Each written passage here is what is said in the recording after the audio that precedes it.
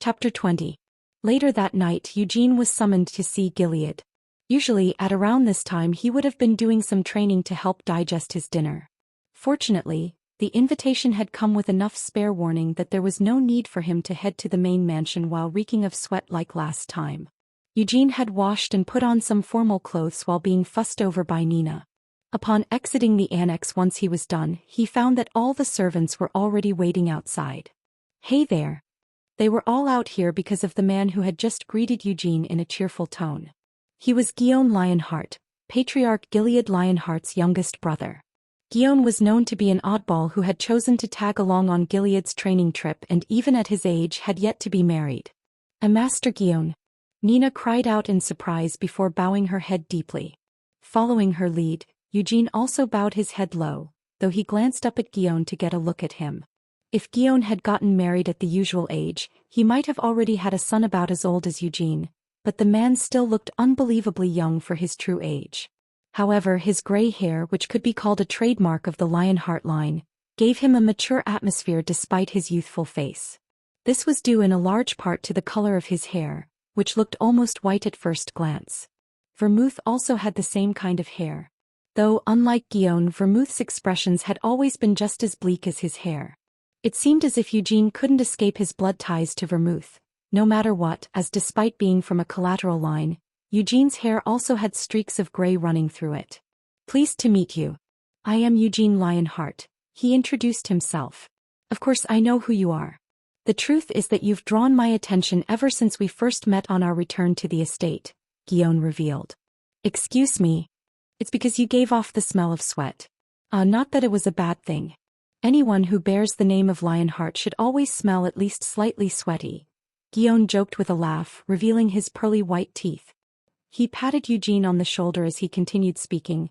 "Also, I happen to have heard a lot about you from—" hold on. It'll be awkward if we just stand around talking like this, so let's get going first before we continue." "So you're here to guide me to the Patriarch?" Eugene asked. "That's right. My brother wanted to send one of his knights, but I told him that I'd go and do it personally. I actually wanted to see you for myself." Guillaume laughed once again as he turned and set off. As he quickly walked off, his gait proved to be just as lively as the sound of his laughter. After tossing a goodbye back to Nina, Eugene started to follow behind Guillaume. "Did you say that you wanted to see me in person?" Eugene asked politely. "That's what I said and I meant it. After all, you defeated Cyan in a duel.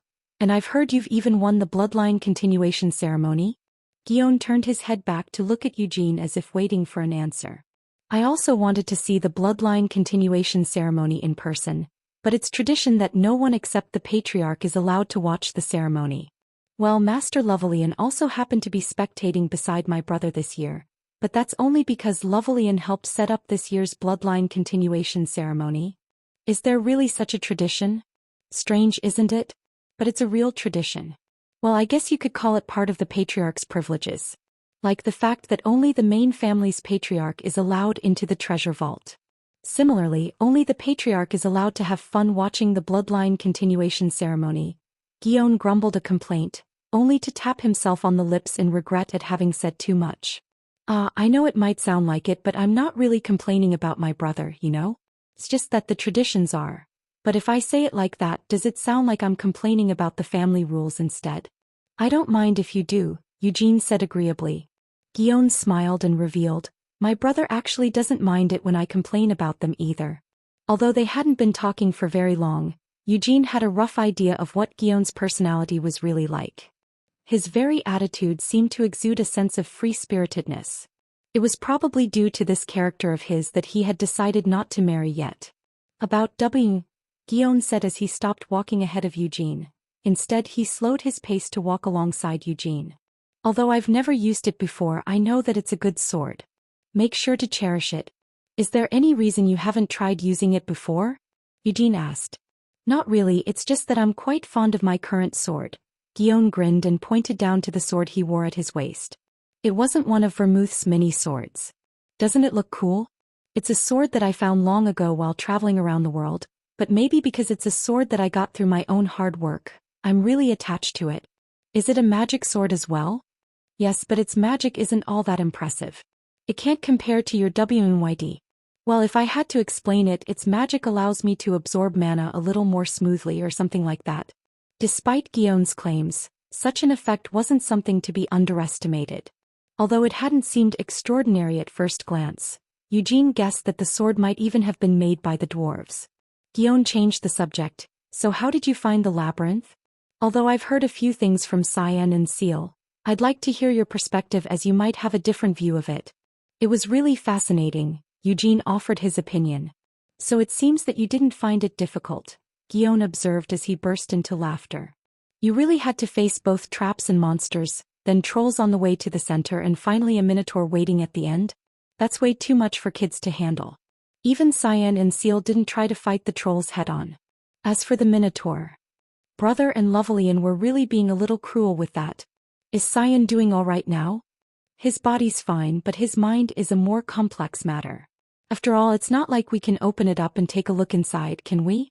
Well, Cyan is just taking his defeat hard because he's still immature. But it's better for him to experience such frustrations at a young age. Once he gets a bit older, it'll be harder to get over such setbacks. Gion clicked his tongue in commiseration and turned to look at Eugene. As for me, I'm actually feeling a little grateful to you.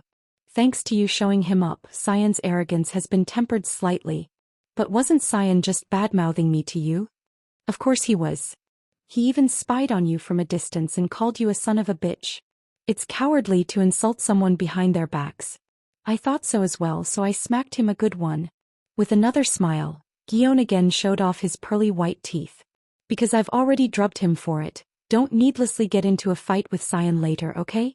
As long as he doesn't mess with me, I won't. That's a shame. If he could get beaten up a few more times for being rude, then Cyan might be able to correct his bad habits while improving his skills at the same time. But didn't you just say that I shouldn't fight with him? You're right. Well then I'll just give you permission to fight with him whenever you want. That is, as long as you don't hurt him too badly.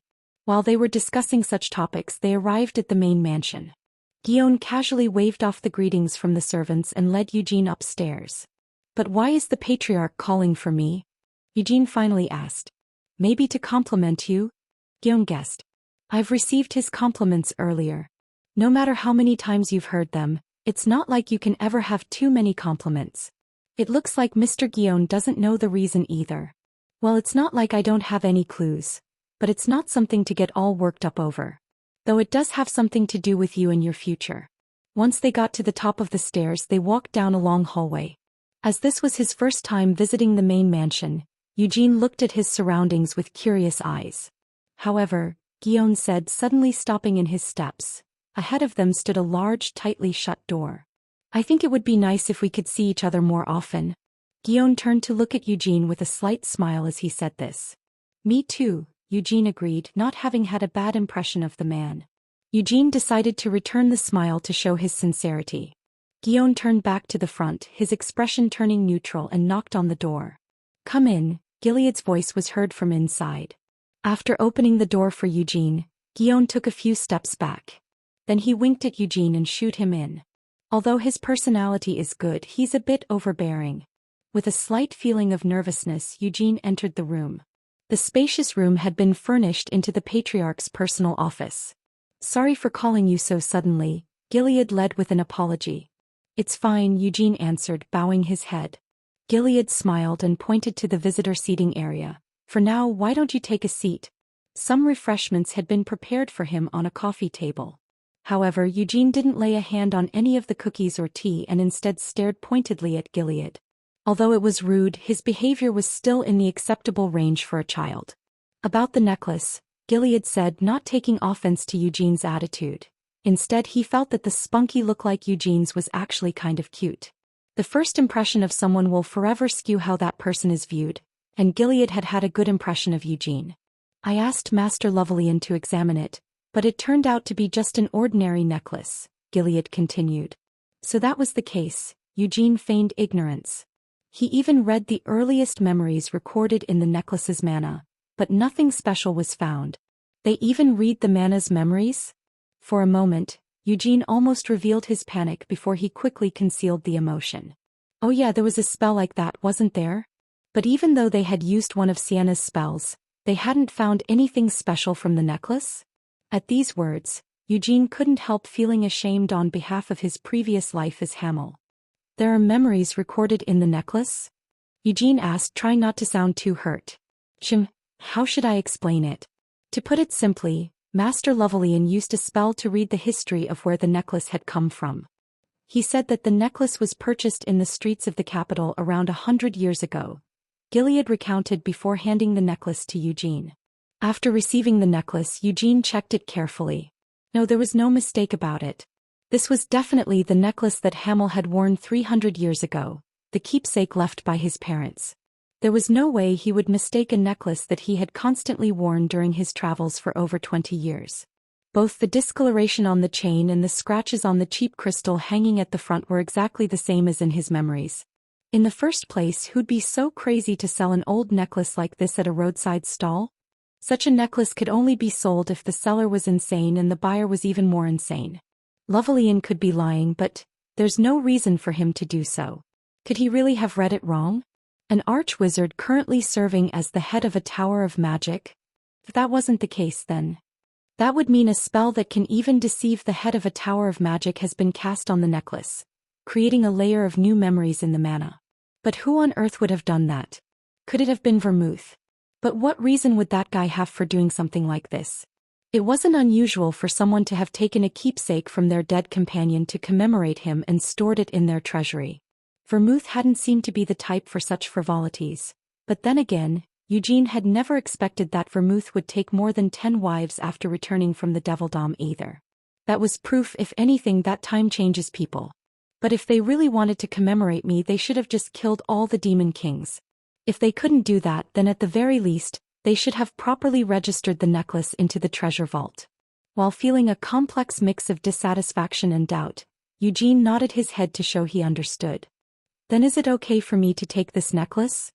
The necklace is completely worthless. Are you sure you still want it? For some reason it just calls to me. Well, I suppose that there are times when items do that. Children were often attracted to strange things. Even Gilead used to collect old coins when he was a child. Have you always liked such antiquities?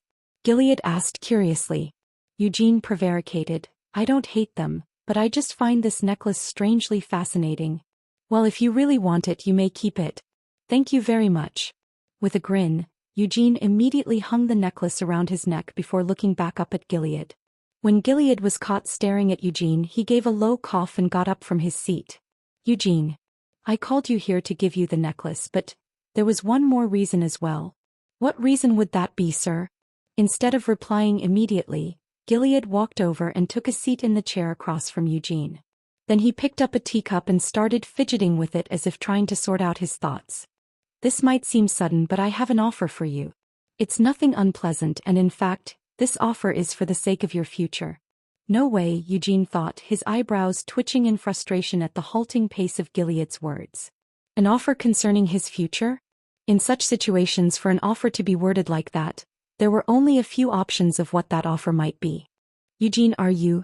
Sir Patriarch, Eugene interrupted him. Gilead stopped mid-sentence and tilted his head in curiosity. Eugene continued, Seal is kind and cute, but I don't want to start thinking about marriage so soon. Eugene was sure that this was about engaging him to Seal. If he thought about it, things had seemed a little strange from the very beginning. Even after Eugene had left her twin brother in such a state, Seal had still come looking for him the very next day with a smile on her face. And ever since then she had been clinging to his side like an annoying tick. Also, before the bloodline continuation ceremony, Seal had been acting so overtly friendly to Eugene that it felt off-putting. And she kept blabbing some nonsense about how he should call her Big Sis, just because she was a few months older than him. I wondered why she kept going on about that, so she's already trying to put me in my place as her future consort. That was definitely it. And what was with her behavior in the labyrinth? She had actually giggled as she watched her brother get beaten up by the Minotaur. She was sitting beside me then as well. It felt like there had also been times where Seal subtly kept Desra from getting close to him. Recalling all the times he had met with Seal since arriving at the main estate, Eugene felt increasingly sure of his suspicions. It may not have been planned that way from the start, but after the twins had walked over to pick a fight, they must have decided to trap him in an arranged marriage upon seeing the result of their duel. No wonder. So that's why he was willing to give me a weapon from their treasure vault. They intend to tie me to the main family by engaging me to Seal. How could they have come up with such a terrible scheme while still outwardly treating him with so much courtesy? If it was to achieve their purpose, were they even willing to sacrifice their daughter's future? To be able to hide their evil intentions to such an extent, just as expected from the descendants of Vermouth. No, even Vermouth wouldn't stoop this low.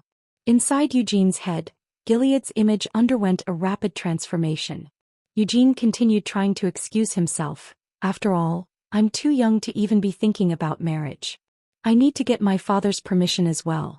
And even if my father does allow it, I don't want to get married to Seal. Hold on, Gilead, who had been listening to Eugene's speech in shock, suddenly raised his hand. Eugene, I think you may be misunderstanding something. Huh. I didn't call you here with the intention of engaging you to Seal. That's well, that's something for Seal to decide. But of course, your opinion is important as well. In fact, he actually thought that it was quite a good idea. But Gilead didn't have the slightest intention of forcing either of them into such an arrangement. Visit. For the best experience. Is that so? Eugene choked out these words as he felt his face burn red-hot in embarrassment. Looked like he really had put his foot in his mouth this time. I called you here because I wanted to offer to adopt you. Huh. Eugene thought he had been surprised before, but Gilead's follow-up was even more shocking. So they had that method available to them. Eugene got their reasoning for their offer of adoption, but at the same time he wanted to leap out of the window in embarrassment. He wanted to tear off his own mouth for admitting that he didn't want to marry a 13-year-old kid. No, more than that, he wanted to smash his own head for thinking that he was about to be engaged to a 13-year-old chick in the first place. I must have been crazy. After having to act like a child, it seemed that his mind had somehow become like a child's. An adoption. This is all too sudden, Eugene mumbled distractedly. But not as sudden as an engagement, right? Gilead teased with a grin. I'm sorry for getting the wrong idea. But do you really hate the idea of getting married to Seal? From the way you speak of her, it doesn't seem like you're completely against the idea. No, I hate it. Gilead put on a disappointed expression, but he soon let it fall and continued speaking. Setting this talk of engagement aside, what do you think about being adopted?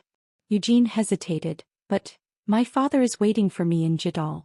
If you wish, I'll invite Gerhard to stay at the main estate as well. So then I'll have two fathers? That's right. But your biological father is and always will be Gerhard. Then I'm not sure what's the point of me getting adopted. There's no need to think about it too much. Gilead smiled faintly as he picked up his teacup. It's just to bring your family into the same fold as the main family. Although nominally I'll be your adoptive father, that doesn't mean you need to treat me as your real father. Of course, that's only if you agree to the adoption. I feel like this would trouble my father greatly, admitted Eugene. I'll probably have a lot of things that I need to go over with Gerhard, but Eugene, I too am a father of 3 children. I am not trying to steal Gerhard's son away from him. Although I've never met Gerhard, I promise to respect him as if he were my older brother. Eugene frowned. Does that mean that if I refuse, the patriarch won't show my father respect? There's no way. Gilead burst into laughter at such a bold question. Although I'm embarrassed to even say this out loud, I'm not such a childish person. So if you refuse, I'll just feel a little regret. So I will of course respect your choice and wish you the best of luck with your future. However, I really do hope to allow your future to shine as part of the main family. I don't think this is an issue that I should decide by myself. For now, Eugene decided to postpone making a decision. While in the end it would be up to Eugene to decide whether or not to accept the proposal, he still wanted to hear his father's, Gerhard's, opinion. If that's the case, then let's leave it until after the banquet, Gilead decided. The banquet, originally meant to celebrate the end of the bloodline continuation ceremony, was scheduled for the following evening. I'll send messengers to Jidal and tell them to respectfully escort your father over, Gilead said. I am grateful for the patriarch's consideration, but I also feel a little guilty for the inconvenience, Eugene confessed. Don't say that. You don't owe me anything. You've proven yourself the most outstanding child in this year's bloodline continuation ceremony. It would be a sad affair if your father could not be with his son during your moment of celebration and glory. Thank you so much. Without showing any further hesitation, Eugene bowed his head in thanks. By doing so he was also hiding his joy. Truthfully, he was interested in the offer to join the main family through adoption. If Gerhard's personality was just as terrible as his sword skills, then he would have accepted being adopted by Gilead without any hesitation. However, Gerhard was in fact a truly caring father. Unfortunately, due to the memories of his past life, Eugene had never really been able to accept Gerhard as his father, but even still he liked and respected the man. Earlier, you said that this would be good for my future as well, Eugene focused, putting down the teacup he'd been sipping from. What exactly did you mean by that? If you're fostered with the main family, there are a lot of benefits you can enjoy, Gilead enticed Eugene. He was glad that Eugene was showing interest in his offer. For example, that's right, didn't you say that there weren't any nights you could go to for instruction back in Jadal? But at our main estate you won't need to worry about that. After all, we have a lot of excellent nights here. If I'm going to learn from anyone, I want to learn from the best, Eugene demanded as he tried to smile as innocently as possible. Then looking straight at Gilead he continued speaking, if I'm adopted by you, Patriarch, will I be able to learn from you as well? Eugene was curious to see just how strong the Lionheart clan's patriarch truly was. Chapter 21. Gerhard's household was one of the weakest among all the collateral branches. Even so, as long as they still held the name Lionheart, families like Gerhard's could live a prosperous life as local landlords, but their children couldn't dream of much more than that. On the other hand, what about Desra and Garjatha's families? Among the collateral lines, families as powerful as theirs could only be counted on the fingers of one hand. Their two families were capable of making all sorts of preparations to support the growth of their children. They've probably already started purchasing mana stones years ago. Crystals of mana could be found in the bodies of higher-leveled monsters and in man-dense ores like mithril. These aggregations of mana were called mana stones. When first initiating mana, the assistance of these mana stones could not be neglected. Gerhard's household probably doesn't have enough money to afford any mana stones. Due to their high utility and the difficulty of obtaining them, the price of mana stones was exorbitant. On top of that, for initiates to get the most benefit out of mana stones, they needed someone with outstanding abilities to guide them. Uad, Cyan and Seal had each been personally guided by Gilead when they first initiated their mana. Gilead was not offended by such a daring yet childish request. Instead, he actually felt both pleased and sympathetic at the hungry look on Eugene's face. If a child truly was a scion of a martial family, then they should have such a greedy desire. Of course, I'll be able to teach you, Gilead said, looking at Eugene with a happy smile. However, if you want to learn from the very best, then there's someone even better than me. Who is that? Eugene asked. It's Guion. Eugene recalled Guion and his shiny white teeth. When he was opening the door for Eugene, Guion had said that he'd like it if they could see each other more often. In the past, my skills were better than his, but currently that's no longer the case, Gilead admitted. Really? Eugene asked skeptically. Is there any reason for me to lie and downplay my skills? Gilead returned the question. Eugene's eyes sparkled with curiosity and interest. Gilead continued speaking with a low laugh. Have you received instruction on your family's mana training scripture from your father? No, I haven't even learned its name yet, Eugene said. Well, that's quite unusual, Gilead commented. Usually, children from the collateral lines were instructed in their mana training scriptures before leaving for the bloodline continuation ceremony. That way, they could try to initiate their mana as soon as the bloodline continuation ceremony was over.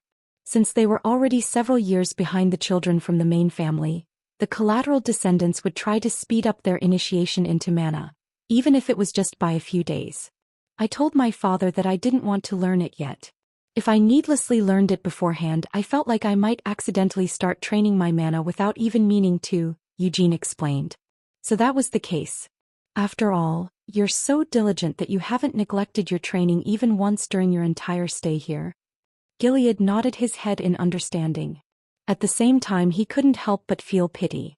That was why he couldn't help but feel regret. The boy had already proven his excellence, but the soil of Gerhard's countryside household was too poor to allow Eugene's talent to bloom. However, Gilead absolutely couldn't allow such words to leave his lips. Even if they were said out of honest worry and concern, Gilead didn't want his careless words to cause a son to turn against his father and the family he was born to. Instead of Eugene, this was something that he needed to discuss with Gerhard. However, even if Eugene didn't hear it from him directly, he could guess what Gilead was thinking.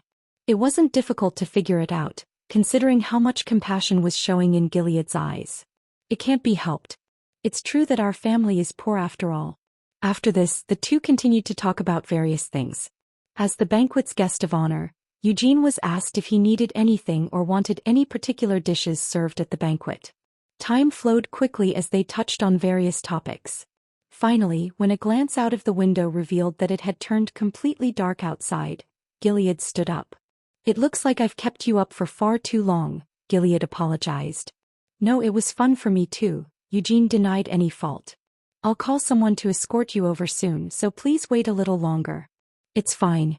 You don't need to do that. It's not like the annex is that far from here. I'm fully capable of walking back in the dark," Eugene reassured Gilead. After refusing Gilead's offer once more, Eugene left the patriarch's office. As he was walking down the corridor to the stairs, he sensed that someone was sneakily lying in wait for him on the other side of the hallway. It was Ancilla. She was attempting to stage this as an accidental meeting, but Eugene wasn't surprised in the least. He had been able to notice Ancilla while she was still hiding out of sight, thanks to the scent of her perfume. As she turned the corner, Ancilla fluttered her eyelashes in surprise. "Oh my," Ancilla gasped in feigned shock, unaware that her ruse had already been seen through. "It's Eugene, isn't it?" "Yes, good evening, madam." While deliberately putting on a surprised look of his own, Eugene bowed his head in greeting. "My name is Eugene Lionheart and I hail from Jidal."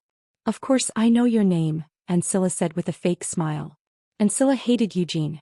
It wasn't just because he had handed her beloved son an embarrassing defeat, but this cheeky brat had also given the main family its first defeat ever in the bloodline continuation ceremony. And there wasn't even a single reason why Ancilla should actually like Eugene. That said, she couldn't treat him with hostility. No matter what had happened, he was definitely a talented kid. Since he could already reach such heights at his age, as long as he didn't suddenly die somewhere along the way, he would continue to grow and perhaps even be able to raise his humble family out of obscurity within 10 years. There's no need to make an enemy out of him in advance. That was why she had allowed Seal to stick to Eugene's side. Unlike her husband, Ancilla thought that the idea of ensnaring Eugene and Seal into an arranged marriage was actually quite a promising plan for the future. "I heard that you and the patriarch were having a private conversation, but it looks like the two of you chatted for quite a while. I didn't know that you were still here," Ancilla continued, speaking to Eugene with a feigned smile. Eugene felt a strange pressure emanating from behind her kind smile and overly sweet tone. So for now, Eugene decided to test her intentions with a question: "Is there something you wish to speak to me about?" Gilead had responded quite favorably to his bold behavior, but this wasn't the case for Ancilla. His arrogance is already skyrocketing, though she could understand why. It must already be quite exciting for such a country bumpkin to visit the main estate. On top of that, he had even managed to defeat a child from the main family in a duel on his very first day and then went on to win the bloodline continuation ceremony. She secretly wanted to crush his arrogantly upturned nose, but Ancilla firmly held back this urge. "After all, this kid might become my son-in-law one day." While inwardly repeating this to herself, Ancilla said, "I was curious about what you might have discussed with the patriarch.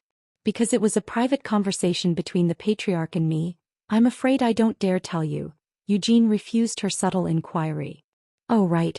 Of course that's the case. I didn't mean to put you on the spot, so please don't feel pressured.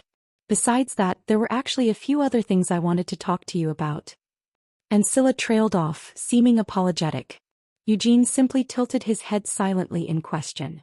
Ancilla maintained her friendly smile as she added, "Well, wasn't Cyan very rude to you just a few days ago? If it were under the usual circumstances as Cyan's mother, I should have already apologized to you personally. But as the bloodline continuation ceremony was just ahead of us, things were out of control, and my apology was delayed. Like hell she would have. If she had really wanted to apologize to Eugene, then Ancilla could have just gone looking for him that very day. But instead of pointing that out, Eugene simply said, "There's no need for that.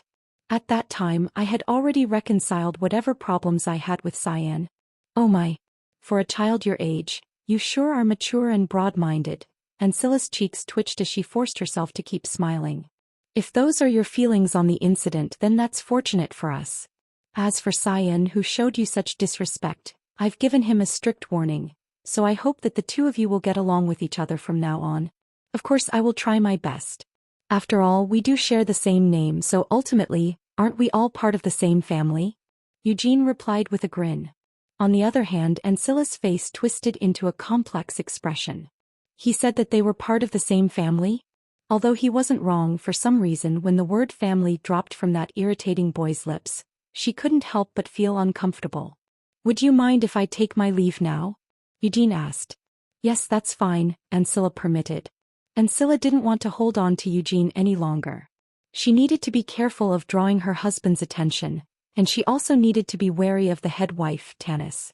It wouldn't look good for her to keep talking to Eugene in the hallway like this. Be careful on your way back, Ancilla said with a slight smile as she patted Eugene on the shoulder. What an irritating brat, she thought to herself. Even though Ancilla had planned out this meeting, it still felt like she had started the conversation on the wrong foot. However, she would just have to take better care from now on whenever she spoke to Eugene. Yes.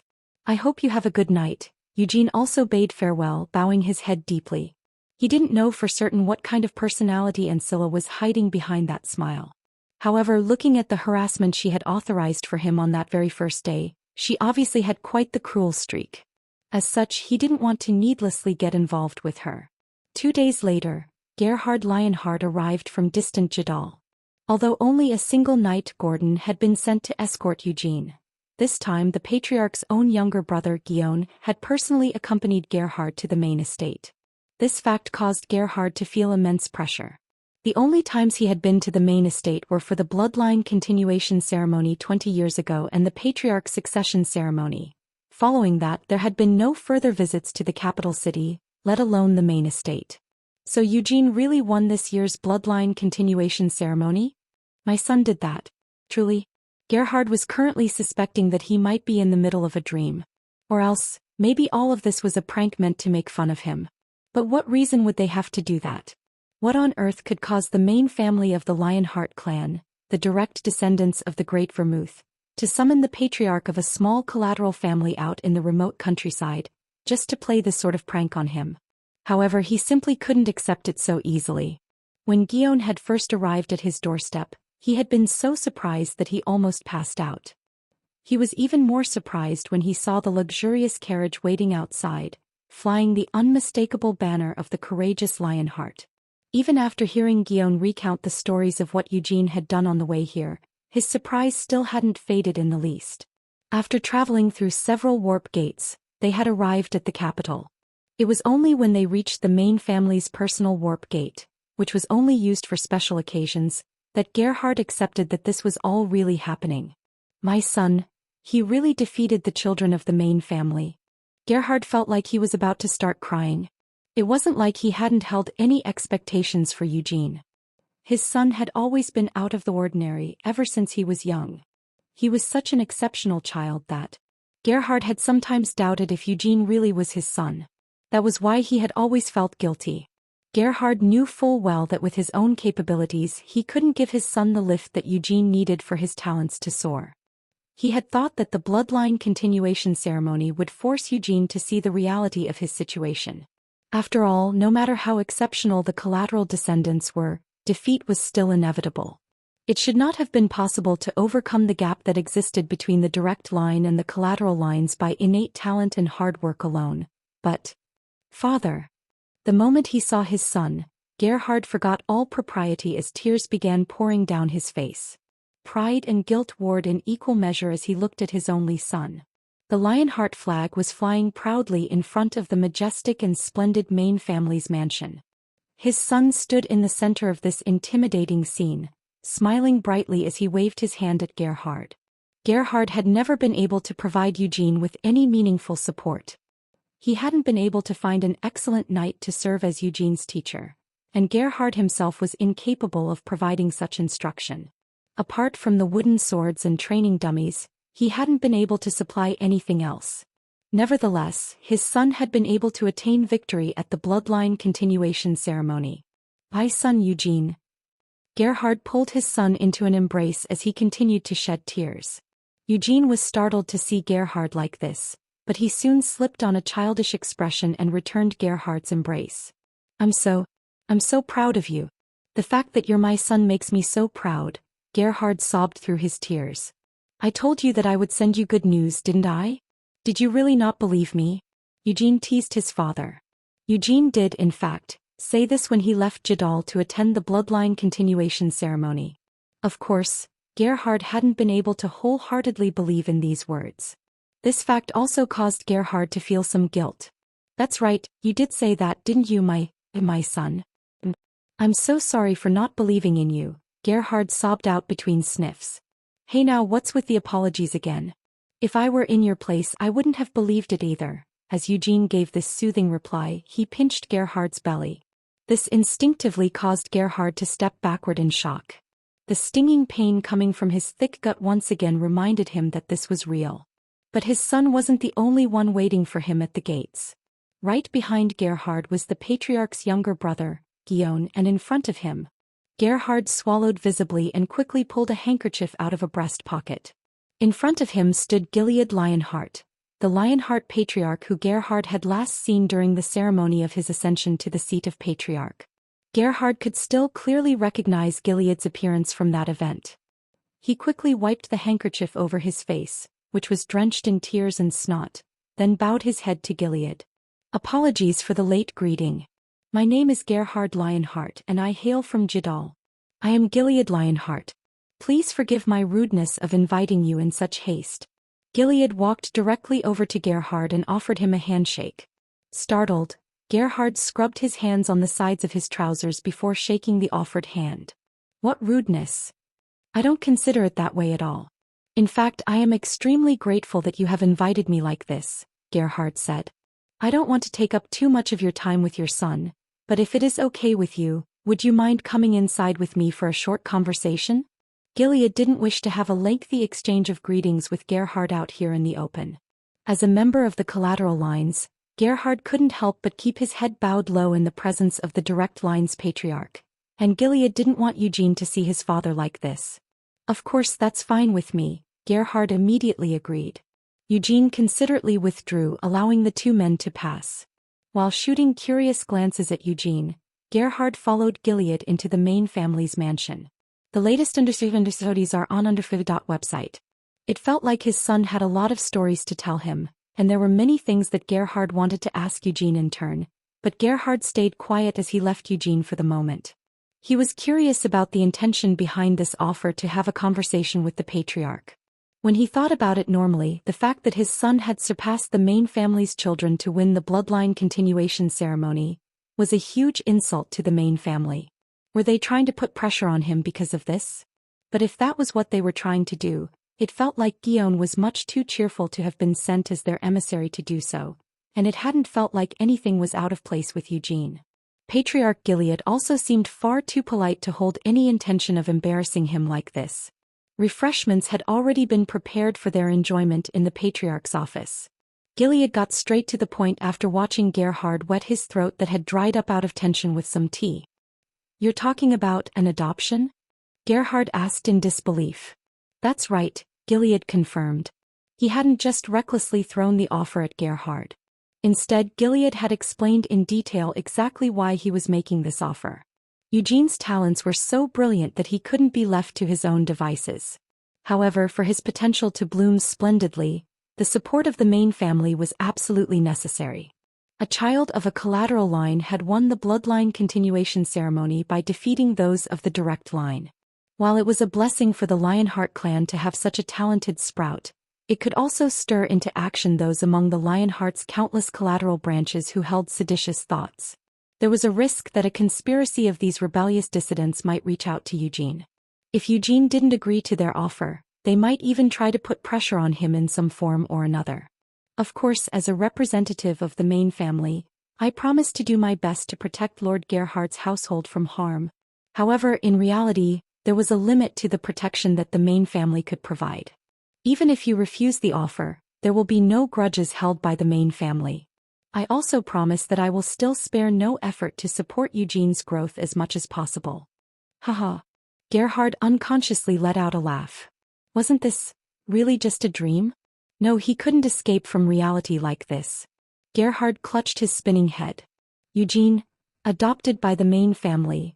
Gerhard attempted to sort out his thoughts.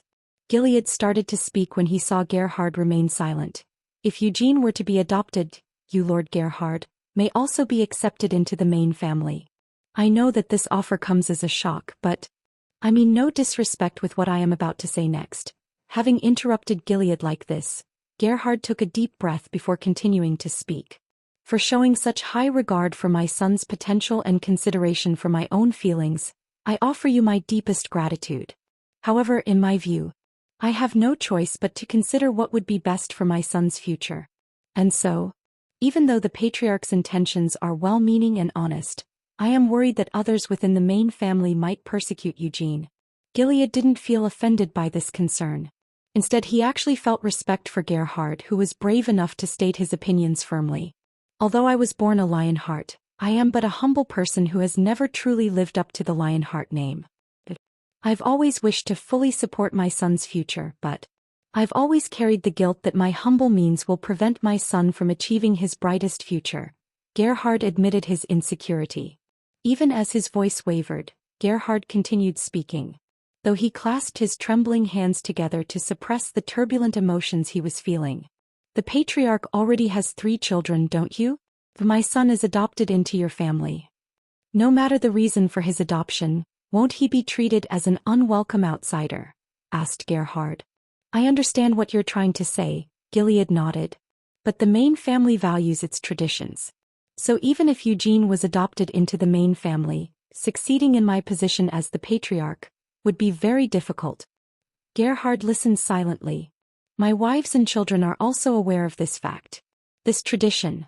Unfortunately, it cannot be overturned in my generation. I will promise you one thing.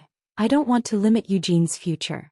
However, my will alone cannot represent the will of the main family or of the elders in the council. Gilead offered this caveat. All right, Gerhard recognized Gilead's sincerity. As long as that boy Eugene doesn't become too ambitious, he will be able to freely display his talents with the help of the main family. Becoming the patriarch will be difficult for him. However, for a moment, Gilead stayed silent before bowing his head deeply and continuing, Lord Gerhard, I hope that you will not be offended by these next words. It would be far better for Eugene's future if he was nurtured as a member of the main family than if he were to remain in Jadal. As long as he doesn't hold any ambitions of becoming the patriarch, Eugene will be able to build up a friendship with my children, as they will all become siblings once he is adopted into the main family. Their relationships will open up many more opportunities and possibilities for Eugene in the future. Gilead felt quite guilty for saying such things. Eugene's talents were superior to his children's. That was obviously so with Euid, but even Cyan and Seal's amazing talents couldn't compare to Eugene's. Since there was already such a gap at their young age, the difference would become even more pronounced within the next few years. However, Eugene still couldn't become the patriarch. Gilead actually wanted to see what would happen if Eugene were to become the patriarch, and he genuinely wished for Eugene to bring glory to the main family, but these two desires were incompatible. In the first place, a collateral descendant who was adopted into the main family becoming the patriarch would undermine the traditions and prestige of the main family. Even if Gilead, the current patriarch, didn't care about that, the Lionheart clan would be turned into a laughingstock, and the council would never allow such a thing to happen. In their eyes, the direct line had to maintain its superiority over the collateral lines. The bloodline continuation ceremony was a tradition held for this reason and this reason alone.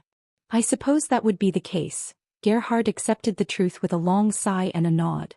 His child's future and the greater opportunities and possibilities that the main family could offer, Gerhard understood what was at stake so well that his heart ached for it. Gerhard keenly realized his own helplessness and relative poverty. Eugene could enjoy an incomparable amount of glory by becoming the adopted child of the main family than he ever could by remaining as the only son of Gerhard from Jadal. I don't believe this is something I can decide by myself. Gerhard smiled bitterly and shook his head. I think it's time for me to have a conversation with my son. Chapter 22. Eugene lowered his sword as he spotted Gerhard walking over with a strange expression on his face. Gerhard looked as if someone he knew had just died and was swaying weakly as he walked.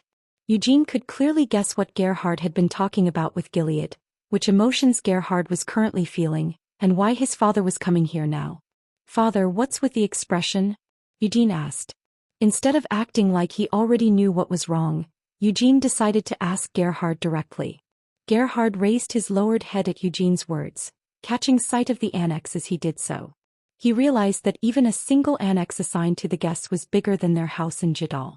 Gerhard tried to draw confidence from the fact that at the very least, their gymnasium at home was larger, but the sword his son was holding made his shoulders fall once more. It was the storm sword Whitey. He had heard the whole story from Guillaume about how his son had chosen the sword personally as a gift from the main family's treasure vault. Even if he sold off all the property that Gerhard's family had accrued over the years, he still wouldn't be able to afford a sword like that. "Son," Gerhard began to speak even as his feelings of inadequacy continued to grow. "The patriarch of the main family has offered to adopt you. I already knew about that. He discussed it with me earlier," Eugene replied with a shrug. "But what does that have to do with your expression, father? After all, it's not like the adoption would separate us since you'll be coming with me into the main family." "That's what he said. However, I'm not sure, Faishid. If it's for the sake of your future, allowing you to enter the main family through adoption is the right choice. But in that case," Gerhard hesitated, unable to finish what he was trying to say. Persecution from the main family and future conflicts over succession rights. Gerhard could easily imagine these dangers lying in wait for Eugene in the future. However, he doubted whether his still 13-year-old son would be able to comprehend such concerns. "Hypothetically, if you are adopted into the main family, you may have to face many difficult things later on," Gerhard warned Eugene. "Probably," Eugene agreed readily. Although Gerhard didn't go into detail, Eugene clearly understood what he was implying. "But father, so what if there are?" Eugene riposted. "Huh." Gerhard mumbled in incomprehension. "Although there might be a lot of difficult things awaiting me in the future, there should also be plenty of good things as well," Eugene reasoned. Gerhard couldn't respond. "Father, I'll be fine no matter what happens," Eugene promised while sheathing WED in its scabbard. Then he walked over to Gerhard with a grin. "If you don't want me to be adopted, then let's just go back to Jadal," Eugene said with ease. Gerhard stayed silent. Eugene continued, "I really mean it. As I said, I'll be fine no matter what happens. Can't you see, father? I'm doing quite well now, aren't I? I really have grown up well despite everything," Eugene thought to himself with a nod. "Even though I haven't trained my mana or learned from a great teacher, I was still able to beat the children of the main family. As your son, I think I've done pretty well for myself. Even if I don't get adopted into the main family, I will continue to do well," Eugene promised. Gerhard felt the sincerity in his son's words, and it led his eyes to shine with unshed tears. Eugene gave him the finishing blow. "I've never regretted that you are my father." Hiccup. Gerhard swallowed a sob. "I was born as your son. It's thanks to you that I am here today." Eugene was fully willing to admit this. If Gerhard had turned out to be someone with a puffed-up opinion of himself that didn't match his abilities, Eugene's childhood could have been troublesome in many ways. However, Gerhard wasn't that type of person. He had respected Eugene's determination and from a young age he had given Eugene whatever training materials he had asked for. "That's why, father, don't needlessly blame yourself. Instead, you should be proud of who you are. I was only able to grow up so well because, father, you were able to raise me, your son, well." Eugene. In the end, Gerhard couldn't hold back any longer and burst into tears. I'll follow you wherever you want to go. Instead of considering my reputation, you should decide based on your own dreams for the future. Whether it's in Jadal or in the main family, I'm sure that I will achieve my dreams," Eugene replied in a voice filled with confidence. As well as confidence, these words held a ring of certainty to them. While there were a lot of advantages he could get by being adopted into the main family, they weren't absolutely necessary for him to achieve his goals. "They'll only speed up my progress by a few years anyhow." He only needed to train up a minimal amount of mana to summon spirits. He could manage at least that much even if he returned to Jadal. If Gerhard's family mana training scripture proved inadequate, he could still use Hamel's mana training scripture. With this absurd body of his, even that cheap mana training scripture used only by mercenaries should still prove quite effective. And after that, at that point he would be able to summon the lowest level of spirits. Even if this only enabled him to cover his sword with a blade of wind, it would replace the need for swordlight. With just that, Eugene was confident that he could overpower any knight he faced. However, Eugene, if you're adopted into the main family, you will have a lot more opportunities available to you, Gerhard reminded his son after he had calmed down. Well, that's true, agreed Eugene. But I'm afraid you might face a lot of disdain once you're adopted, Gerhard confessed his concern. Father, you've been watching me ever since I was young, Eugene said as he began poking Gerhard in the gut. I'm not the type to just let any disrespect go unchallenged. Didn't you hear about it? On my first day here, I beat up Cyan from the main house. Gerhard winced. I almost passed out when I heard about that. What was so shocking about it? In any case, you don't need to worry about me. Instead, you should be worrying about yourself, father. Worrying about myself? About this dad bod of yours, Eugene said as he stopped poking Gerhard's gut and instead lifted it up with both hands. The food they serve in the main estate is a whole lot tastier than what we've had at home. With how little exercise you get even now, if you start stuffing yourself full of all sorts of food once you're staying at the main estate, your beer belly will explode for sure. Ha ha ha, Gerhard burst into laughter. If you want to be around to see my future, you need to take care of your health first, Eugene threatened. Faced with his son's serious appearance, Gerhard finally calmed down and agreed, that's right. You make a good point. All the helplessness and self-loathing he had felt now seemed ridiculous in hindsight. Eugene, Gerhard said, belatedly donning a solemn expression. Your name is Eugene Lionheart, the name given to the son of Gerhard Lionheart. Of course it is, Eugene replied. Your name was. Both your late mother and I chose it together for you. Never forget this fact, Gerhard said with some sadness. I'm not an idiot. Do you really think I'd forget my own name? Eugene asked with a snicker, but he still obediently nodded his head. Even if you are adopted into the main family, your real father who raised you from birth is and always will be Gerhard Lionheart. Gerhard finished this with a silent nod. Despite his solemn expression, tears were still dripping down his face. Without letting out any sobs, he hugged Eugene tightly. In the end, it looks like I'm getting adopted, Eugene thought from within Gerhard's embrace. Although it seems like things will be a bit bothersome, there'll be many things I can wring benefits from, so it'll be worth it in the end. Eugene held no desire to become the Lionheart clan's patriarch. Although he didn't know what might happen later, if he needlessly showed any signs of ambition for the position of patriarch at this early stage, there would surely be a lot of annoying restraints placed on him. Although I'm not sure if everyone will believe me when I say that I'm not interested. Especially the main wife, Tanis, and the second wife, Ancilla. Those two would have no choice but to try and keep Eugene in check. They'll definitely have a lot of injunctions and restraints placed on me. Unless I confront them head-on, that is. Or I could just try ignoring them. Eugene, of course, preferred the former solution to the latter. The banquet to conclude this year's bloodline continuation ceremony was held that very night. Gerhard wasn't the only one who had been invited as a guest.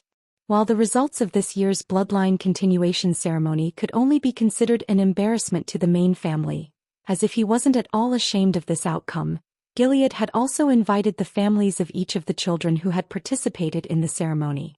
This was to give everyone the impression that this year's bloodline continuation ceremony wasn't a disgrace of the direct line but instead an honor of the collateral lines. Ancilla was pleased by her husband's decision. Although she didn't believe that Eugene Lionheart's victory was the optimal outcome, and she hadn't truly hoped for it, in the end, Eugene had defeated the main family and earned his victory. If his victory was publicized through this banquet, Cyan's defeat would seem even more insignificant in comparison. Stand up straight, she ordered. Ancilla was dressed in a fancy evening gown that framed her regal posture. Cyan had been standing beside her with his shoulders slumped and a dire look on his face and was startled by her words and turned to look at Ancilla in surprise. There's nothing you can do about the defeats you've already experienced. Whether it's the duel or the bloodline continuation ceremony, what's happened has happened. However, you still shouldn't reveal your frustration, Ancilla lectured her son. Mother, Cyan whined. You're my son. The only son of Ancilla Keynes. Even if you were defeated in a duel and showed a shameful performance during the bloodline continuation ceremony, it doesn't change the fact that you are my son. Cyan couldn't fully understand the meaning of these words. However, he could vaguely feel that there was a deeper meaning behind them, so he nodded and threw back his shoulders. Sion, Ancilla said after a pause. Yes, mother, Sion responded hesitantly. From now on you will constantly be compared to that child. The first thing that everyone will remember when they see you is that you've lost a duel to Eugene. They will also laugh at the fact that you were partially responsible for the main family's first recorded defeat in the bloodline continuation ceremony. Sion stayed quiet. This is something that cannot be helped. Sion, you are allowed to feel ashamed, but you must not be discouraged. No matter how many people mock you, you must remember that you are my son and in line to inherit the seat of the Lionheart clan's patriarch. Yes, mother. We can't change the past. So remember, Sion, it's what you do from now that's important. Ancilla bit out these words as she glared at Eugene. Ancilla had been holding on tightly to Sion's hand. Through this grip, Sion could feel his mother's hand trembling slightly. I'll do my best, Sion tried to reassure his mother. That's right, as expected of my lovely son, Ancilla said, accepting her son's comfort. Eugene was to be adopted into the main family. Tanis and Ancilla were informed of this fact the previous day. Naturally, they had objected. However, they hadn't been able to change their husband's mind. For the Lionheart clan and for the glory of the direct line, her husband had said, his words filled with familial pride and enthusiasm that could not be overturned. Rather than the family's glory, Ancilla preferred to ensure the glory of her children. However, she was also greedy enough to want to first raise the prestige of the Lionheart name. Combining this greed, her desires as a mother, and recognizing the importance of the bloodline for an inheritance, Ancilla had adapted to the new reality forced onto the main family. There is no way that Eugene can become the patriarch, Ancilla said, lowering her voice. However, Sion, don't allow yourself to relax just because of that fact. Because you never know what the future might have in store. Since you have so many disadvantages compared to him, you need to work even harder to become the patriarch. Yes, mother. Sion didn't allow his shoulders to droop down once more, even though they wanted to. Instead, he turned his head to look in Eugene's direction while nodding. Still, there's no need to needlessly make an enemy of Eugene, Ancilla added. Because we'll be brothers from now on? Sion uncertainly asked. That's right. Ancilla honestly wasn't happy to acknowledge that Sion would have to treat Eugene as his brother, but her reply differed from her inner thoughts. Make sure to build up a brotherly connection to him. Make it strong enough that that child will become your strength in the future. After all, you have time on your side. Time? Sion muttered questioningly. Don't belittle him because he's adopted. Instead, treat him as an equal. As you play together and train together, create some fond memories. Don't allow that child to hold a grudge against you. Just like that. Make it so that one day that boy will be willing to assist you, Ancilla continued her advice. Yes, mother, Sion hesitantly said, quietly nodding his head. This small child held quite a complex array of emotions regarding Eugene. From his defeat in their duel came humiliation, unwillingness, and rage. But because of the overwhelming ability that Eugene had showcased during the bloodline continuation ceremony, there was also admiration towards him as well as envy and awe. Now I need to be friendly with him. If this were only a few days ago, he would have burst into anger at these words. However, the current Sion didn't show any trace of that. Instead, he actually felt slightly embarrassed. And mother, Sion tentatively spoke up. Say whatever it is you want to say, encouraged Ancilla. Sion nervously asked, how exactly do I become friendly with him? See, can't you speak to him for me, mother? You can tell him to make friends with me. Although these words were to be expected from a spoiled child who had never needed to make friends, Ancilla looked at her son with a gaze full of disappointment. Talk to Seal, Ancilla eventually hissed. Ancilla would have taught her son a harsh lesson if it weren't for the eyes surrounding them. Instead, she let out a sigh and shook her head. Meanwhile, Seal was currently standing beside Eugene. Gerhard was surrounded by the adults from the other collateral families and was busy chatting about this and that. Among these adults, the parents of Garjeth and Desra were especially eager to talk to Gerhard. You really have raised a wonderful son. I heard that he will be adopted into the main family? What type of training did your boy do? They also say that Lord Gerhard will be entering the main family. I heard from my son that your boy's strength is really impressive for his size. Could you give some advice on how to educate my own children? Even the main family doesn't have our house's revolutionary muscle growth agent. Are you interested in trying some? It's quite serendipitous that we were all able to meet like this, so I think that from now on, we should continue to arrange events where members from the different collateral lines can mingle and get to know each other. This muscle growth agent is most effective when taken by children, but even adults show some effect. Of course, it has to be combined with the proper exercise and nutritional supplements, but I think Lord Gerhard might be able to make good use of it. Oh my, then that works out perfectly. You were supposed to go out hunting with the guys next month, right dear? Gerhard should go along with you as well. Once you start working up a good sweat while running across the mountains, Lord Gerhard will also become addicted to the taste of our muscle growth agent. Gerhard had no choice but to keep making sounds of agreement as the words poured in from all directions. Eugene didn't want to pointlessly get singled out by these overeager adults. As such, he immediately left them behind while Seal trailed along in his footsteps. My father told me that we'll be siblings from now on. Do you have any objections to that? It feels a little strange, Seal said with a giggle as she tugged on the back of Eugene's shirt. After all, I've only ever had Cyan and Yuet as brothers, but now suddenly, a new little brother has appeared. What kind of crap is that? Little brother? Eugene objected to this new title. But your birthday is later than mine, Seal pointed out. Why should that matter? It's not like there's a difference in years, only by a few months, so how can I allow you to call me your little brother? Eugene asked aggressively. I was born 5 seconds later than my brother, but I'm still his little sister, Seal calmly pointed out. Eugene was left dumbstruck by her logic. After some hesitation he weakly argued, this and that are a little different. How is it different? I'm younger than Cyan by a few seconds, so I'm his little sister. You're younger than me by a few months, so you're my little brother, Seal continued relentlessly. No, as I said, it's different. Eugene was still trying to escape. Why is it different? However, Seal didn't halt her interrogation. So why was it different? Even Eugene, who had memories of his previous life, couldn't come up with a reasonable answer to that question. That's because I'm not your real brother. We have different parents, so that means I can't be your little brother. Eugene tried to put some confidence in his words. However, you're still my brother. Seal wasn't having it. Although that might nominally be true, we're fundamentally strangers. That's why I will absolutely never call you by Big Sis. Can't you just call me Big Sis even once? Not even if my life was on the line. Humph, Seal began to pout her lips. She began choking Eugene by tugging the hem of his shirt back and forth. Call me Big Sis just one time, she pleaded. No way, he refused.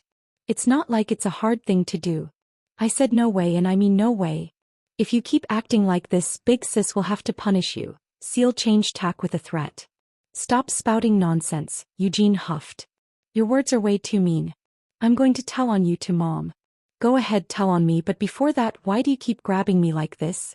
Eugene asked in annoyance as he shook Seal's hands off his shirt. This caused Seal's lips to pout even more. Why are you being so mean? Seal whined. I'm not being mean. It's just that you're doing stupid. Do you want me to cry? Seal interrupted before he could finish. Hold on a moment. Eugene started to panic, looking around for help as his fists trembled uselessly at his sides. After staring at Eugene sulkily, Seal suddenly stuck her tongue out at him and said, I'm not gonna cry, idiot. Of course you weren't, Eugene sighed. I just want to hear you call me Big Sis, even if it's just once. Is that really so hard? It's extremely difficult for me, Eugene answered. After all, how could he call a 13-year-old brat his Big Sis? I'd rather die. Eugene sincerely believed this statement. Chapter 23. I am not going to take you as my disciple right away, Lovelian stated firmly. Yuet tried to suppress the butterflies in his stomach as he turned to look at Lovelian. His sparkling eyes were full of longing and anticipation for his future in Arath. However, Lovelian wasn't in a position where he could unconditionally grant this young man his desires. The Red Tower of Magic, of which I am the master, specializes in summoning magic among all the various types of magic. As such, you must first go to Arath and take the systematic aptitude test to see if you fit our specialty. But what if I do have an aptitude for summoning magic? You'd asked hopefully. If that's the case, then it's a joyous discovery, but aptitude alone won't qualify you to be my disciple. With this, Lovelian clearly drew the line at what he was willing to do. Yuad looked disappointed for a moment, but he quickly changed his expression, keenly aware of Gilead and Tanis who were sitting next to Lovelian. Yuad was about to leave this suffocating household. That alone would be enough to make this a moment to celebrate. Even if he couldn't become Lovelian's disciple right away, the fact that he could leave his family behind and escape to another country made the tips of Yuad's fingers tremble in excitement. It's because there are a lot of wizards who desire to be my disciple, Lovelian continued speaking. In Arath, your identity as an heir to the Lionheart clan won't grant you any leeway. Unless you have enough talent to silence all the other wizards' protests, I cannot take you as my disciple. I understand, said Yuad in a much subdued tone. Now that he had delivered his warning, Lovelian began comforting Yuad. While Arath won't show any special treatment to those who bear the Lionheart name, I am Gilead's old friend before I am the head wizard of the Red Tower.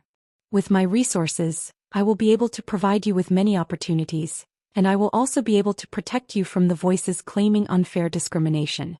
This is all to provide you with the best environment to train the magic that matches your aptitude.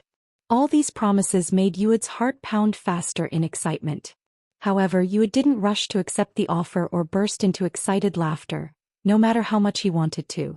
Instead, he turned to look at Tanis and Gilead with timid eyes.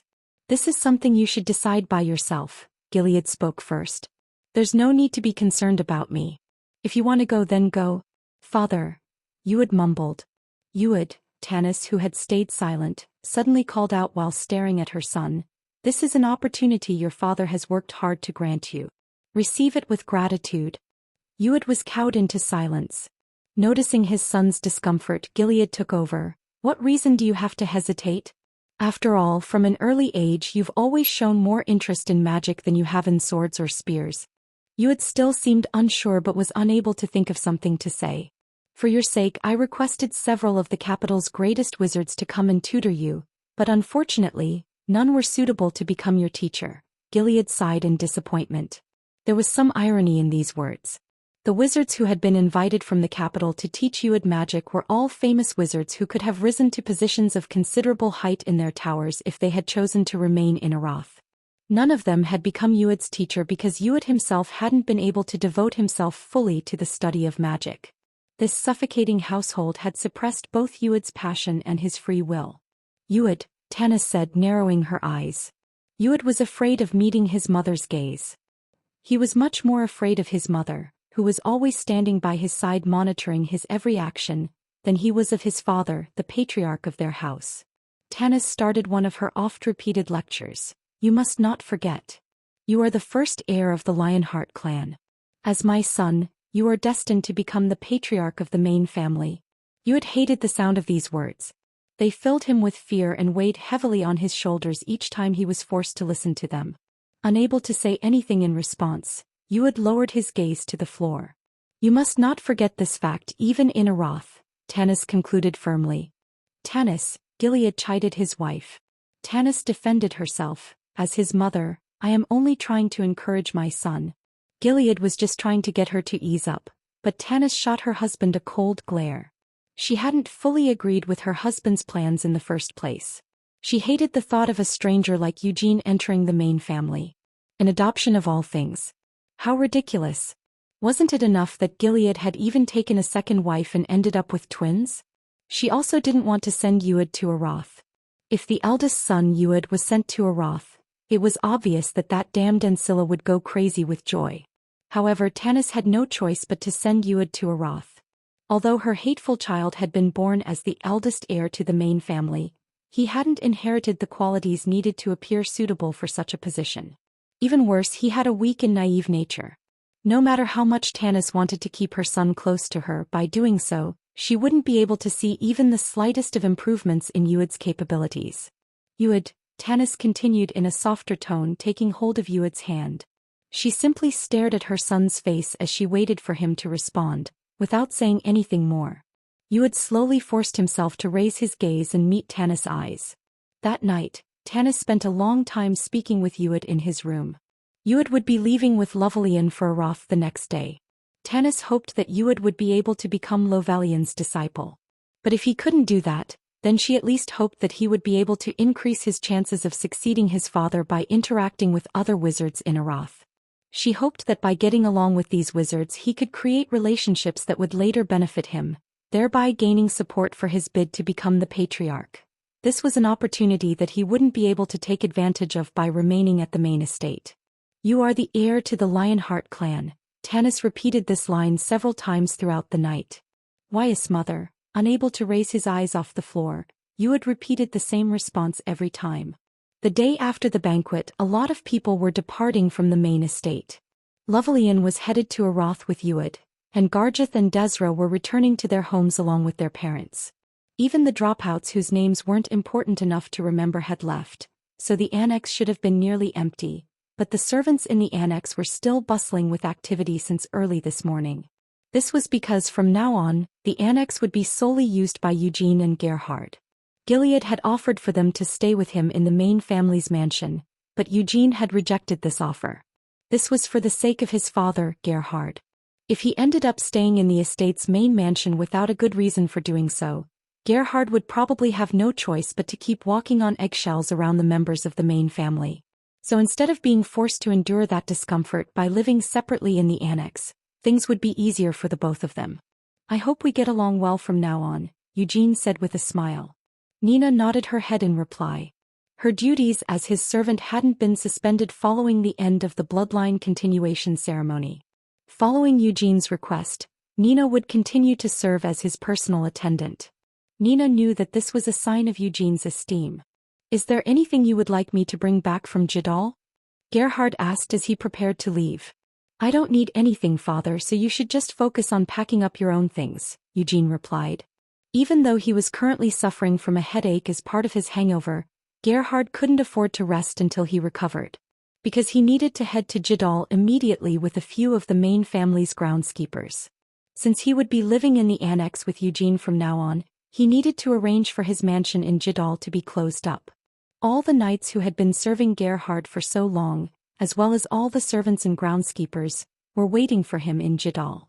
While he wouldn't be able to return to the main estate with all of them, a chosen few would accompany Gerhard back. Meanwhile, a few would be left behind and charged with the necessary duty of maintaining the now ownerless estate. As long as they were paid well enough, many of the servants would be willing to stay at their old mansion. "Since the items in the annex are a lot better than the ones at our mansion, don't pointlessly pack things that we won't need," Eugene advised his father. "I still haven't gotten used to the idea. Are we really living here from now on?" Gerhard asked hesitantly. Gerhard chuckled in disbelief as he turned to take in the annex. Although he had tried his best to adjust to the situation multiple times, reality still sometimes felt like a dream. "But this is definitely reality," he reminded himself. Gerhard felt his heart swell with pride as he looked down at his son's smiling face. After hugging his son once more, he got onto the carriage prepared by the groundskeepers. "Go safely and make sure to brag about our good fortune," Eugene said with a smile as he saw Gerhard off. The morning of the first day in his new life as an adoptee had passed like this. Normally he would have begun his training at this point, but Eugene instead just waited around aimlessly inside the gymnasium. Today was an important day for Eugene in many ways. Not only was this the first day in the rest of his life as an adopted member of the main family, but it was also the day he would be initiating his mana for the first time since his reincarnation. All mana training scriptures began by first teaching how to sense mana. Although mana was everywhere in the world, you wouldn't be able to find it with the naked eye no matter how hard you looked for it. Only after refining yourself and your senses according to the mana training scripture could you begin to sense mana. Such refinement could broadly be divided into two categories: the breathing techniques and the physical techniques. Breathing training techniques accumulated the mana that was dissolved into the atmosphere by breathing it in. Physical techniques accumulated this mana through the movement of the body. Neither of them was easy to learn, but if Eugene had to pick, he would say that breathing techniques were superior to physical techniques. Once a breathing technique was completely internalized, the user was able to absorb mana with every movement they made, but it was extremely hard for physical techniques to do likewise. In his previous life, Hamel had trained his mana according to a physical technique. Later, with advice from Sienna and Vermouth, he had converted his physical technique into a breathing technique. The Lionheart's mana training scripture is a breathing technique, Eugene recalled. Although it might seem obvious, mana training couldn't be done just by breathing normally. Breathing techniques used to train mana also required a certain knack, somewhat similar to casting magic. "You're here early," a voice called out to Eugene. It was Guillaume Lionheart. He approached Eugene while leading 2 horses behind him. Without showing any surprise, Eugene bowed his head to Guillaume in greeting. The previous night after the banquet had ended, Eugene had received a summons from Gilead. Now that the bloodline continuation ceremony was over, and he had even been adopted into the main family, it was time for Eugene to begin training his mana in earnest. For this, Gilead had decided to provide a detailed explanation of how Eugene's training would be conducted. His training would take place on top of a ley line, a place where mana was heavily concentrated. Deep within the forest of the main estate, there was a ley line that only members of the main family were allowed to visit. The ley line wasn't naturally occurring but instead had been formed by the great Vermouth himself 300 years ago. Only the children of the main family were usually allowed to make use of the ley line's power. Although part of the reason why Cyan was already able to manifest swordlight was because of his own outstanding talent, the ley line's help had undeniably played a huge role in his success. He actually created an artificial ley line. Vermouth really was a monster. Even with the experience from Eugene's previous life, he still found it difficult to comprehend. So Vermouth had somehow forcibly twisted the flow of mana deep within the earth to create this artificial ley line? And it was even able to last for over 300 years? Crazy bastard, Eugene silently cursed. If it was Vermouth they were talking about, this definitely seemed possible. However, instead of feeling admiration for Vermouth's prestigious accomplishments, Eugene couldn't help but feel a warped sense of unfamiliarity. Just what the hell had happened to Vermouth's brain in his later years that he had even thought of ensuring the future glory of his descendants by creating such a ley line? Taking more than 10 wives, having dozens of children, splitting them into the direct and collateral lines while preaching the importance of legitimacy, and even creating the bloodline continuation ceremony? There was just too much of a difference between the Vermouth that Eugene remembered and the founder of the Lionheart clan. "Are you nervous?" Guillaume suddenly asked, pulling Eugene out of his thoughts. "I'm excited," Eugene replied with a smile. He set all his doubts and unpleasant feelings regarding Vermouth aside. In any case, Eugene had been adopted into the main family and then allowed to enter the ley line thanks to Gilead's kindness. Guillaume was also going to personally assist with his initiation of mana, so he shouldn't let his opinions of Vermouth color his view of the main family, especially when they were currently riding to the ley line. "It won't be easy," Guillaume warned. "Because mana is something that is always around you but it's still difficult to sense it for the first time. Although I'll be helping you as someone who's just started initiating their mana, you'll have to go through quite a lot of trouble first." "Is that so?" Eugene asked. The younger you are, the easier it is to feel it. As you grow older, your sensitivity to mana dulls. This is because your body gets used to not being able to sense mana." Guillaume continued his explanation. This was something that Eugene was aware of as well. Just as any sense that hadn't seen regular use became dull, mana sensitivity suffered from the same detriment as well. Cyan and Seal first initiated their mana when they were 6. As for Euad, my sister-in-law was a bit too eager, so he initiated his mana when he was only 5. Upon saying this, Guillaume turned to look at Eugene with a bitter smile. Although they were initiating their mana at such a young age, it still took them around 3 days to sense the mana. Didn't it take him a week? Does that mean he took a long time?" Eugene asked. "No, it's actually very fast. The collateral descendants usually initiate their mana when they're around your age, but it's said that it takes them around a month just to feel slight amounts of mana. Then after slowly absorbing these traces of mana into their body, it takes them a few more months until they can develop a full awareness of mana." Guillaume showed some sympathy as he explained all this. Eugene nodded slowly. Glancing at Eugene, Guillaume quickly added, But it shouldn't take you that long. Because we have the ley line here which gives you a quick and easy way to sense mana. On top of that I'll also be helping you. How many days do you think I'll take?" Eugene asked. Maybe 10 days? Guillaume said with a half-hearted smile. Guillaume was lying. In his opinion 10 days would actually be very fast. Although 13 wasn't too late of an age at which to initiate mana, It wasn't a particularly early age either.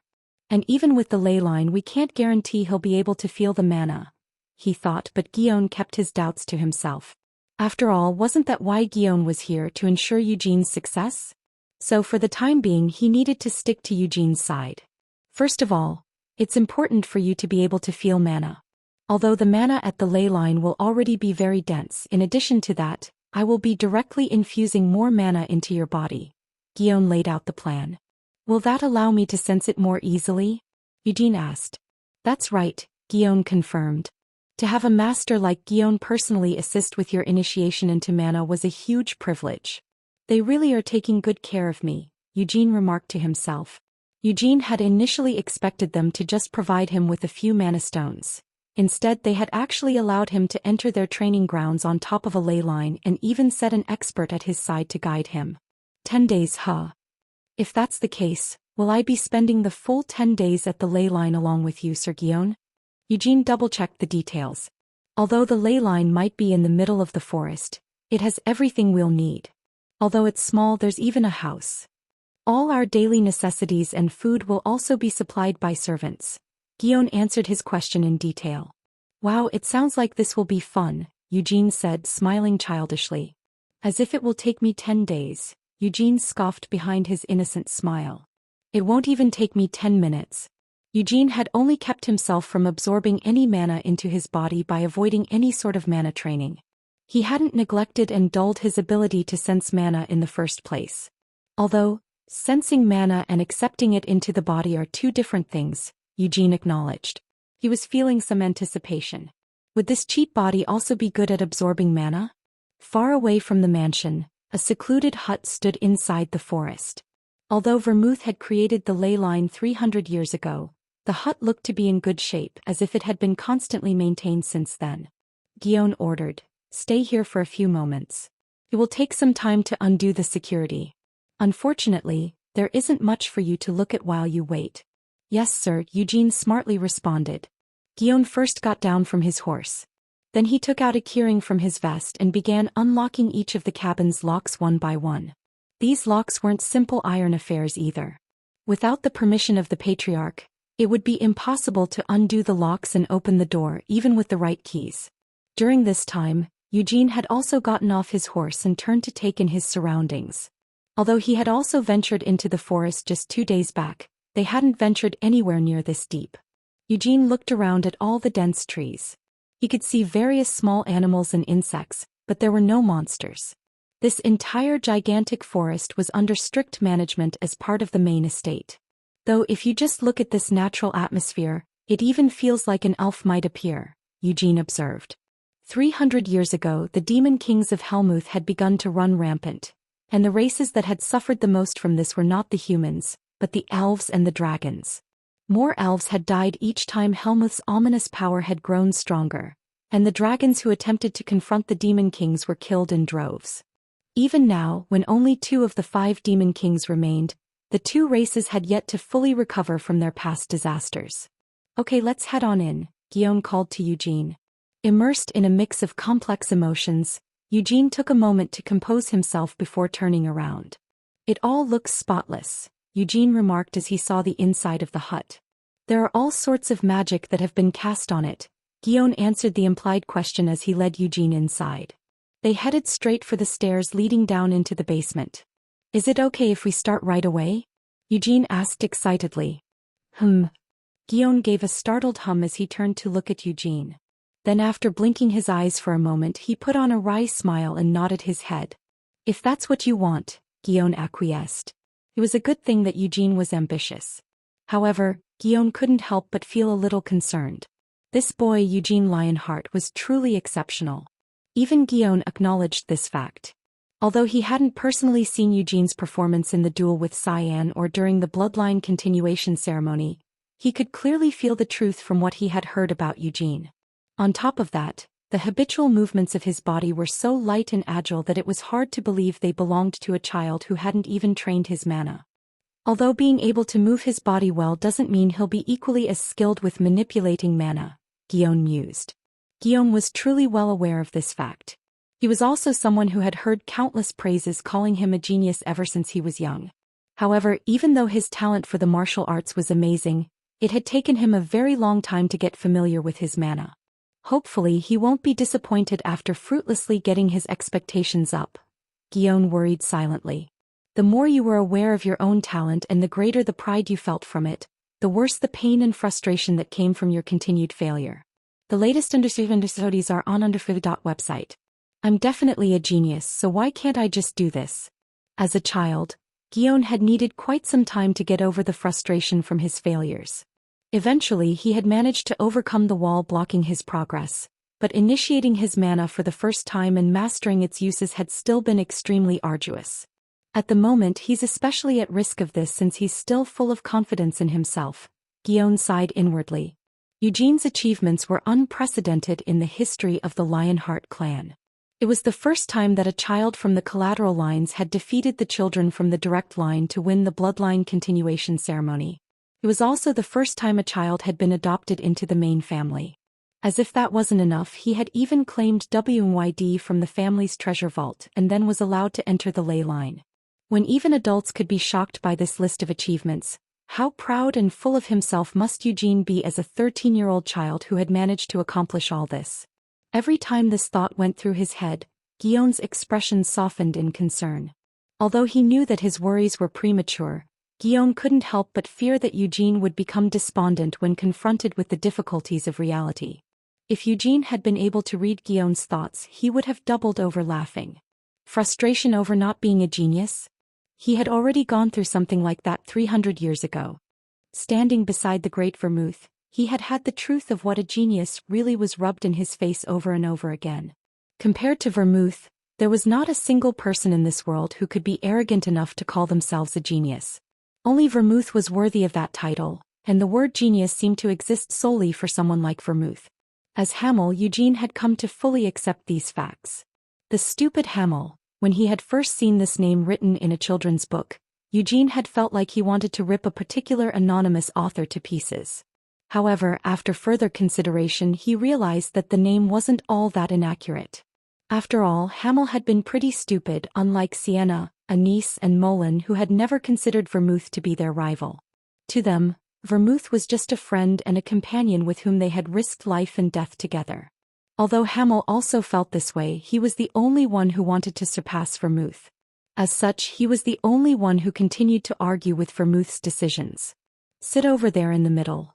Although the basement was completely empty, Guillaume pointed to the center of the room as he said this. For the first step, just try to clear your mind as you breathe. Since you'll need to get started by sensing the mana in your surroundings. Yes, sir, Eugene obeyed the order. Mana was always present but was difficult to feel. And if you wanted to accumulate mana inside your body, you needed to be able to feel it first. Full-scale training could only begin after that. The mana training scripture that has been passed down through the direct line was inherited from our ancestry, the great Vermouth. Guillaume began his lesson. Oh, Eugene perked up. He had been waiting for these words. Although at the start it might have been the same as the ones used by the collateral lines, by now, it has become completely different. After all, so much time has passed and the collateral lines are not allowed to pass down the original scripture, Guillaume continued. The great Vermouth had drawn a clear line between the main family and its collateral branches. All the collateral branches shared the same roots as the main family. Even Eugene's ancestor had once been a member of the direct line in the distant past and was pushed out of the main family when they could not become the patriarch. After they were exiled like this, an inescapable restraint was placed on all the ancestors of the collateral lines. This restraint made it impossible for them to pass on the mana training scripture that they had learned from the main family to their descendants. The only thing that could be passed down to the descendants of the collateral lines was a poor imitation of the main family's original scripture. This fake scripture was also made by Vermouth, but of course, it was much less effective than the original copy. The White Flame Formula. Guillaume uttered the name of their scripture as he roused the mana within his body. Mana that gave off a pure white light immediately surrounded Guillaume's body, appearing as if a flame had just engulfed his entire body. Eugene hadn't known that the name of the scripture was the White Flame Formula, but he clearly remembered the unique appearance of the mana generated by this scripture. The high-quality mana that Vermouth had used had always been expressed in the form of a pure white flame like Guillaume's. Whenever Vermouth had charged forward with this white flame-like mana wrapped around his body, the sparks that flew off him had looked just like a lion's flowing mane.